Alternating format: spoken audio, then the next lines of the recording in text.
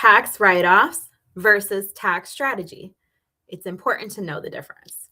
I've been doing taxes for over 15 years, and the most common question I get is, can I write this off? And I mean, I get why people say it. We've been conditioned to believe that writing things off automatically means paying less in taxes.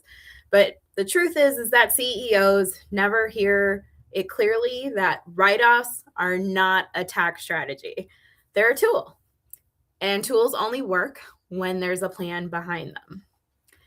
I'm Megan Schwein, your accounting sidekick, and this is the Profit Points podcast, where we turn confusing money topics into clear leadership decisions.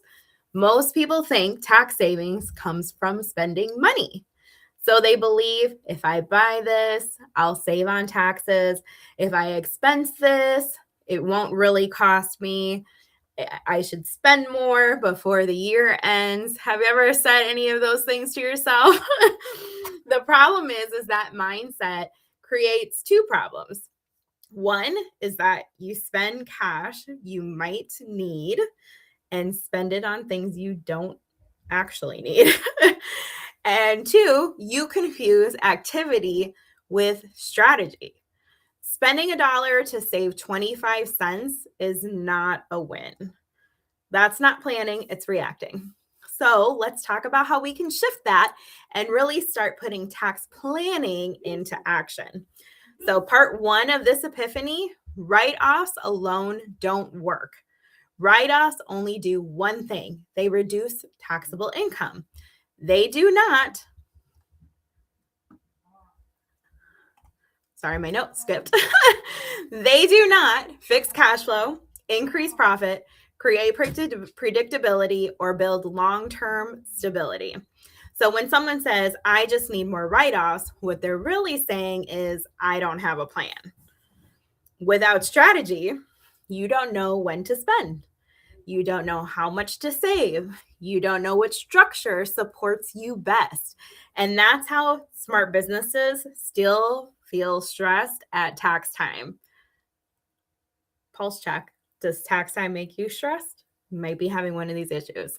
Okay, so part two of this epiphany, what real tax strategy actually is. Let's talk about that. Tax strategy is all about decisions, not receipts. There are three big areas where we have to make decisions. Timing. When do you earn income? When do you spend money? When do you take those deductions? Because believe it or not, sometimes you don't want to take all of the deductions, right? Or you don't want to spend all of that money to take. You got to do it strategically. Timing changes what year-end things count, and that can matter a lot.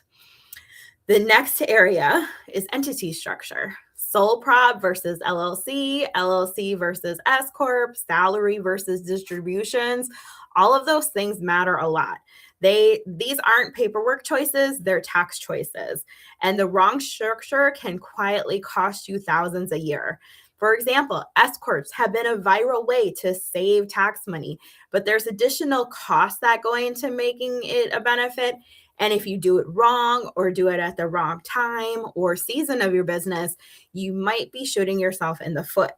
The other thing is if your salary and distributions are not set up strategically, you may end up paying the same or more in taxes by doing it that route. So you got to make sure you have the strategy behind it and the understanding and be able to look at that from a full picture.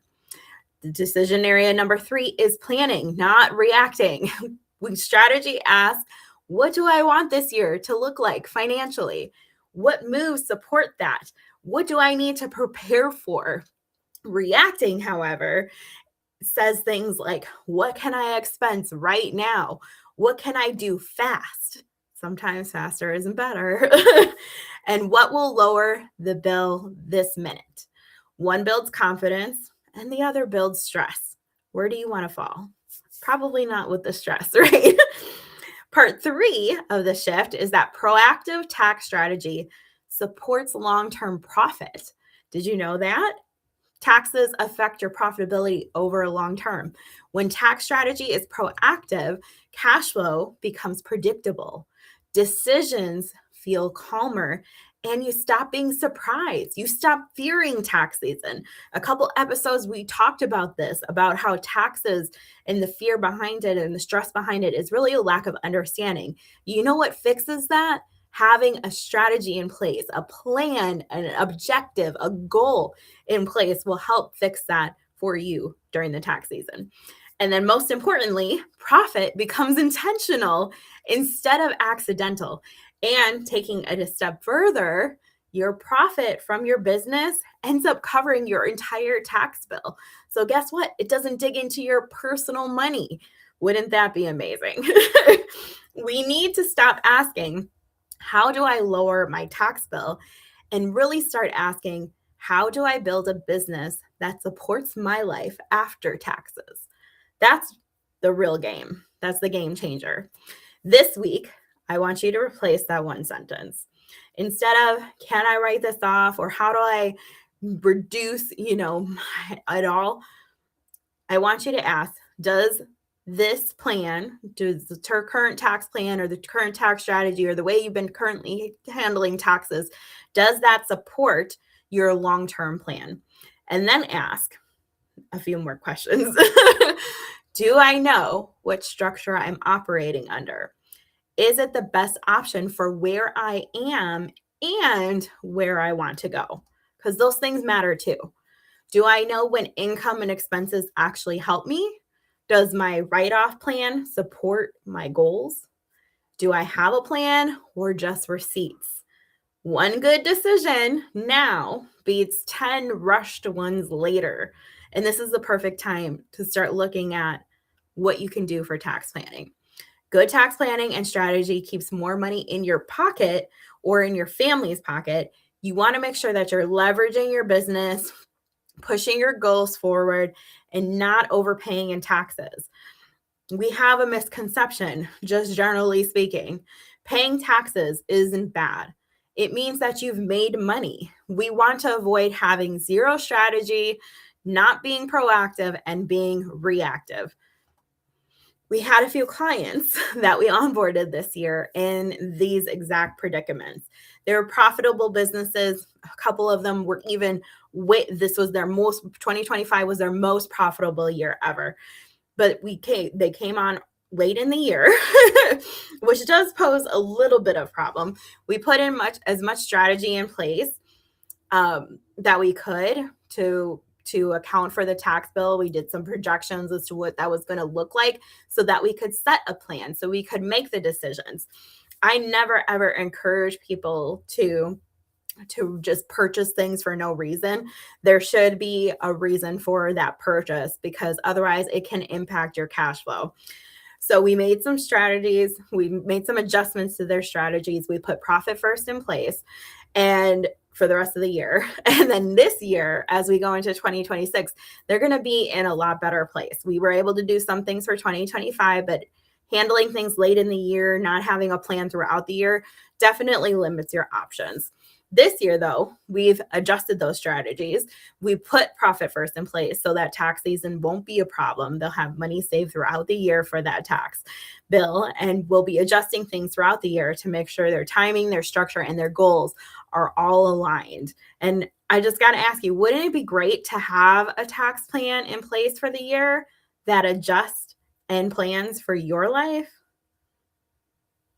This is my pause for you to think about that. Write-offs reduce taxes, but strategy really builds stability. So if you want this year to feel different, don't just chase the deductions. Build a direction. And guess what? That's what we do in our Sidekick, Your Accounting Sidekick Facebook group. We talk about these kind of things, and we'll be talking more and more about that, especially this year, because we're getting into more tax resolution and being more proactive so that you don't got to deal with things in resolution. We deal with things before that. We talk about also how to think strategically about taxes instead of reactively, because a good business owner thinks proactively, not reactively. If you want help building a tax strategy that actually matches your business and your cash flow, that is also exactly what we do at Sidekick. So I want to invite you to schedule a call with me. chatwithmeg.com to book a consult so we can talk more about what your business looks like, what your goals are, what strategies do you have in place, what needs to be adjusting, and how we can get you on track for 2025, 2026, and beyond. So reach out to me as soon as you can so that we can get that going. This is the Profit Points Podcast. I'm Megan Schwan, your accounting sidekick, helping you replace panic with planning and confusion with clarity. And I will see you next week. Have a good one.